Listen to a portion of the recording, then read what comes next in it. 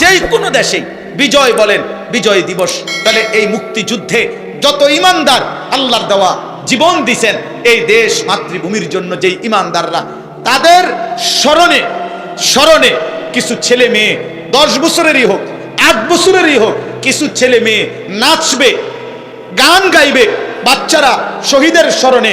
আপনার এইটা খোদার কসম, এটা ইনসাফ, বিবেক, বিবেকের এক ন্যূনতম কোনো কাজ, কোনো মনুষ্য কাজ এটা হইতে পারে না, অসম্ভব। লাশের স্মরণে মানুষ নাচে না, মৃত ব্যক্তির স্মরণে নাচে না মানুষ। মৃত ব্যক্তির স্মরণে গান হইতে পারে না, মৃত ব্যক্তির স্মরণে নাচ হইতে পারে না। মৃত ব্যক্তির স্মরণে দোয়া হইতে পারে, মৃত ব্যক্তির স্মরণে সিজদা হইতে পারে, মৃত ব্যক্তির স্মরণে আল্লাহর কাছে তার জন্য জান্নাতের উচ্চ মাকাম আশা করা যাইতে পারে, এটা চাওয়া যাইতে পারে। কিন্তু আমার বাবা মনে করেন মৃত্যুবরণ করছে, আপনারা আমার বাবারে ভালোবাসা নাচের আয়োজন করছেন, এটা বুঝি কথা হইল?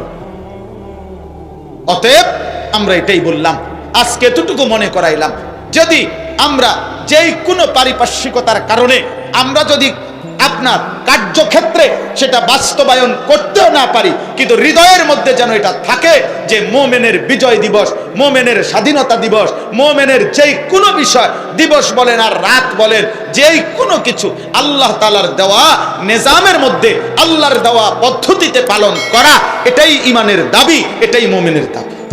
অতএব আজকে আমরা আমার এই মাতৃভূমির জন্য যে সমস্ত ঈমানদার জীবন দিয়েছেন তাদের প্রত্যেককে কৃতজ্ঞতার সাথে স্মরণ করে আমরা তাদের জন্য মাফ চাই। আল্লাহ যেন তাদেরকে মাফ করে দেয়, আল্লাহ যেন তাদের বংশধরকে ঈমানের দৌলত, আখিরাতের নিয়ামত দান করে। সুখের আয়োজন যখন আসবে, বিজয়ের ঘন্টা যখন বাজবে, বিজয়ের মহড়া যখন হবে, তখন আপনি আমি আল্লাহর তাসবিহ ভুলবেন না, আমার কাছে ইস্তিগফার ভুলবেন না। এই জন্য 17ই ডিসেম্বর অর্থ হইল 16ই ডিসেম্বরের পরের দিন। বিজয়ের সাথে সাথে এই কথা মনে করাই দিতে চাই, মূলত প্রকৃত অর্থে বিজয়ের আল্লাহ তাআলা প্রদত্ত ফর্মুলা হইল, বিজয় অর্জিত হলে করণীয় কি? আল্লাহ বলেন আমার প্রশংসার বাক্য দিয়ে তাসবিহ পড়া, আর আমি আল্লাহর কাছে ক্ষমা প্রার্থনা করি। ইন্নাহু কানা তাওয়াবা, আমি প্রকৃত অর্থে তাওবা কবুলকারী, আমি মাফ করে নেওয়ালা। অতএব সুখে কিংবা দুঃখে, বিজয়ে আল্লাহ তাআলার দেওয়া এটাই কথা, আল্লাহ আমাদেরকে বুঝ দান করেন। এজন্য ভাই, এজন্য বাবা, দয়া করে এটা বুঝতে শিখেন, ভাবতে শিখেন, ভাবতে শিখেন, ভাবতে শিখেন, একজন একজন করে ভাবেন। দুনিয়া এখান থেকে যদি আল্লাহ মনে না পড়ে, আমার হায়াত থাকতে যদি আখিরাত মনে না পড়ে, আমার বেঁচে থাকতে যদি আখিরাত মনে না পড়ে, খোদার কসম আল্লাহ বলে বান্দা আখিরাতে আফসোস ছাড়া আর কিছু হবে। আজই মনে করো, ওয়া আনিবু ইলা রাব্বিকুম ওয়া আসলিমু লাহু মিন ক্বাবলি আন ইয়াতিয়াকুমুল আযাবু সুম্মা লা তুনসারুন। আল্লাহ বলে বান্দা আমি রবের দিকে তওবা করে আমার দিকে এসে পড়ো, আমার দিকে ঝুঁকে আসো, আমার আনুগত্য, আমার বিধান তুমি মান্য করো। মিন ক্বাবলি আন ইয়াতিয়াকুমুল আযাবু, আযাব আসবার আগে আগে, তাফসীরে আছে অর্থ হলো মৃত্যু আসার আগে আগে। সুম্মা লা তুনসারুন, মৃত্যু যদি এসেই যায়, মালাকুল মউত যদি এসেই যায় বান্দা, আর তোমাকে সাহায্য করা হবে না, আল্লাহ বলে দিয়েছে। এজন্য প্রত্যেক পাপীর মৃত্যুই তারা আযাবের শুরু। এজন্য আল্লাহ তাআলা মৃত্যুকেই পাপীর ক্ষেত্রে বলছে আযাব। এরপরে আবার বলছে ওয়াত্তাবিউ আহসানা মা উনজিলা ইলাইকুম মির রাব্বিকুম। বান্দা আবারও বলছি, আমি আল্লাহর পক্ষ থেকে নাজিলকৃত আহসান, সবচেয়ে সুন্দর এই কথা কোরআন, একে তুমি আনুগত্য করো, অনুসরণ করো। মিন ক্বাবলি আন ইয়াতিয়াকুমুল আযাবু বাগতাতাও ওয়া আনতুম লা তাশউরুন। বান্দা আবারও বলছি, হঠাৎ করে মৃত্যু আসার আগে আগেই, তখন তুমি টেরও করতে পারবে না কখন যেন মৃত্যু চলে আসে। হঠাৎ মৃত্যু চলে আসবে, সেদিন তুমি টেরও করতে পারবে না। অতএব এই 3 কথা আল্লাহ বলছেন, 1 গুনাহ থেকে তওবা করো, 2 আমার আনুগত্য করো, আমার বিধান মানো, 3 আমার কোরআন অনুসরণ করো।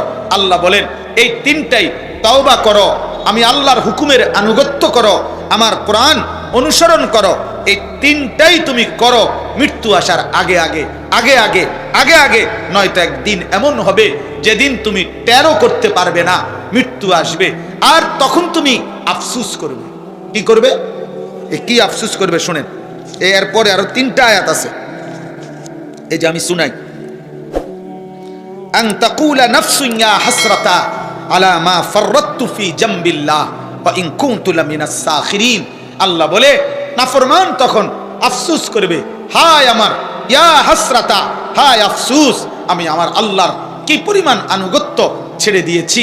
আহারে, আমি তো জীবনভর আমার আল্লাহর দ্বীনের সাথে ঠাট্টা করেছি, মস্কারি করছি। হুজুর ডাকছে নামাজের জন্য, উনি হাঁস দিছে, হুজুর যান, আর তো কোনো কাম নাই, এই তো আপনার কাম।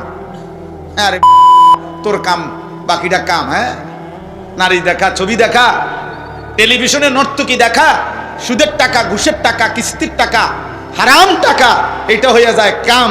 আর সেজদাটা কোনো কাম না, আল্লাহর গোলামি কোনো কাম না, আপনারটা কাম।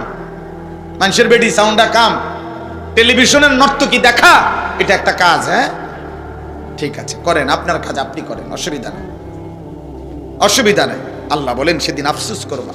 2 আও তাকুলা লাউ আন্নাল্লাহা হাদানি লাকুনতু মিনাল মুত্তাকিন। আল্লাহ বলে নাফরমান বান্দা বলবে, আহা, আল্লাহ যদি আমারে দইরা জোর করে দুনিয়াতে হেদায়েত দিতেন, নামাজি বানায় দিতেন, সাপ দিয়া, ফেরেশতা দিয়া বাধ্য করিয়া হইলো, তাইলে তো আজকে আমিও মুত্তাকি হইতাম, জান্নাতি হইতাম।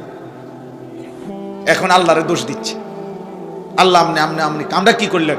আমি তো নামাজ পড়তে চাইছি না, আপনি ফেরেশতা দিয়ে আমার একটা টানা চটকনা দেওয়াইতেন, খিঁচতেন, যাতে করে ফেরেশতা একটা খিঁচলে আমি যেন নামাজ পড়তাম, তাইলে না ভালো হইতো। ফেরেশতারে আপনি বলতেন যে তারে একটা লাথি দিয়ে ফাসাদ, সেজদা দেয় না কেন? ফেরেশতারে বললেন না কেন? আল্লাহ সেদিন আমার যদি ঘুষি দিত, থাপ্পড় দিত, লাথি দিত, আসার দিত মাথার তুইলা, তাইলেও তো ভালো ছিল, আজ তো আমি বেঁচে যাইতাম।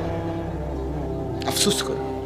আও তাকুলা হিনা তারাল আযাবা লাউ আন্না লি কাররাতান ফাআকুনা মিনাল মুহসিনিন। অথবা আল্লাহ বলে নাফরমান বান্দা বলবে, আল্লাহ ঠিক আছে, আমারে যদি আরেকবার দুনিয়ায় ফেরত পাঠাইতেন, তাইলে আমি সবগুলো নেক আমল করে নেককার হয়ে পুনরায় কবরে আসতাম। দেখেন না আরেকবার পাঠান যায় না? দেখেন না মাওলা আরেকবার পাঠানো যায় কিনা? আল্লাহ তাআলা বলেন, বালা কাদ জাআতকা আয়াতি। হ্যাঁ বান্দা, আমি আল্লাহর পক্ষ থেকে আমার নিদর্শন, আমাকে মানার মতো, জাহান্নাম থেকে বাঁচার মতো, নেক আমল করার মতো, আখিরাত মনে করাবার মতো যাবতীয় উপকরণ আমি পাঠিয়েছিলাম।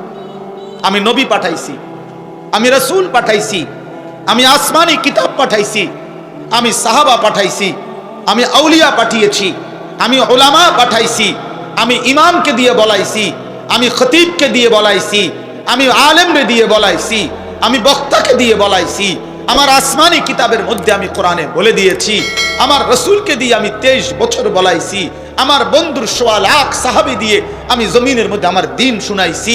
যুগে যুগে পৃথিবীতে ঘূর্ণিঝড় হোক, মহামারী হোক, টর্নেডো হোক, করোনা হোক, পৃথিবীর যত কিছুই হইছে গেছে, আমি জমিন আলেম থেকে খালি করি নাই, কোরআন থেকে খালি করি নাই, মসজিদ থেকে খালি করি নাই, আমার আওয়াজ আমি পৌঁছাইছি। বান্দা ফাকাদ্দাবতা বিহা, তুমি প্রতিবার মিথ্যা মনে করেছ।